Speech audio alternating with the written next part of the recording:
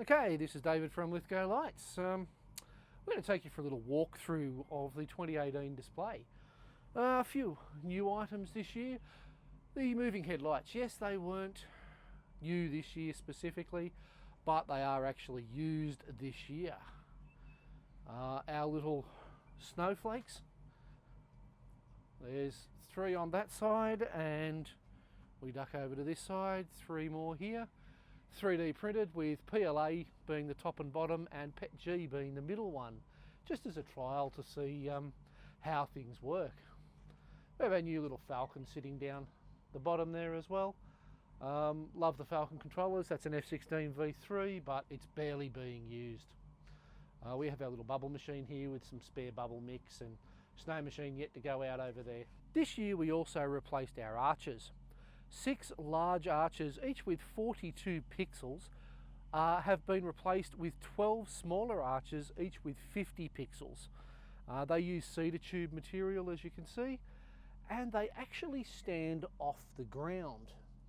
The reason they stand off the ground, you can see in the background there, that hedge all the way around the property. Because of that hedge, anyone sitting in a car out the front, or on a motorbike, as my neighbour is at the moment, could not see the bottom of the arch. So you literally could only see the top maybe half to 2/3 when they were sitting on the ground. So raising them up that little bit allows you to see most of them. On the front windows here we also have some new items. The Boscoyo spinners, sourced from our Boscoyo distributor. They work really well. There's 85 nodes in each one, and that's 2 universes just across the front there. People that have been to the display before will recognise the 12-pointed 3D printed stars. There is 5 in each of the 3 trees across the front here,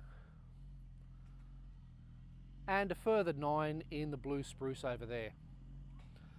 Each one of those contains 12 pixels, and yeah, they're fairly effective.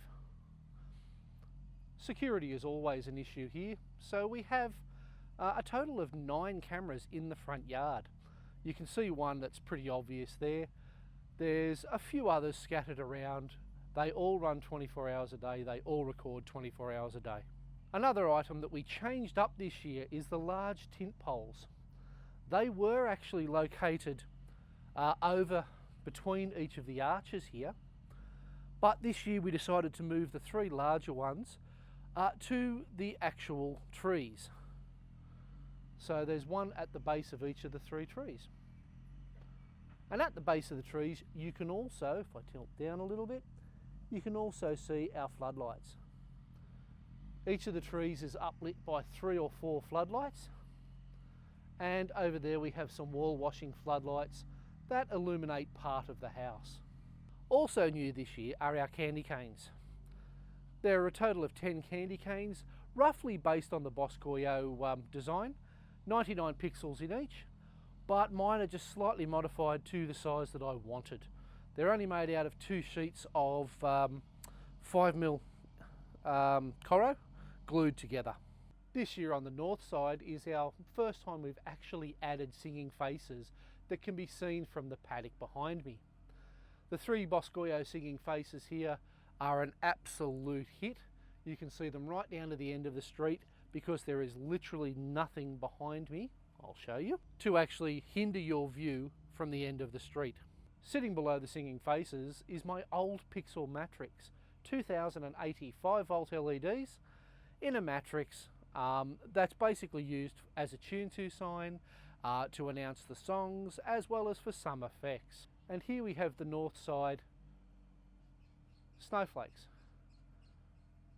There are a total of 96 LEDs in each snowflake, and yeah, they're a big hit. They're well used. They're actually 3D printed out of PLA, and they've survived. This is their 2nd season. They've survived really well. Here are the toadstools. There's a total of about 12 pixels in each one.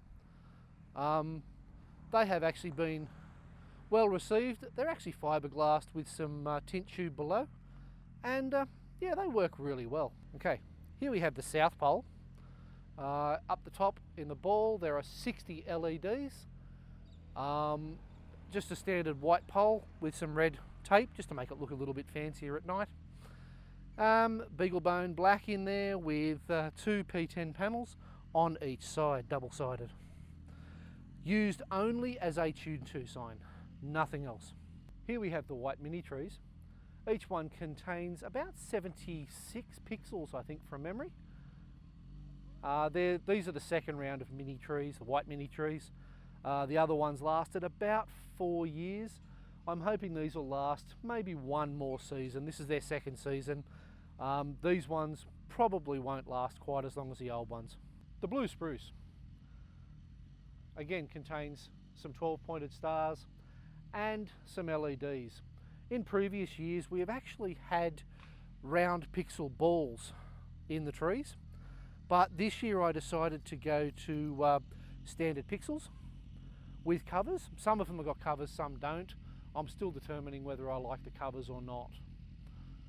But basically there is 450 pixels in this tree, and the 3 trees across the front there have 200 pixels in each.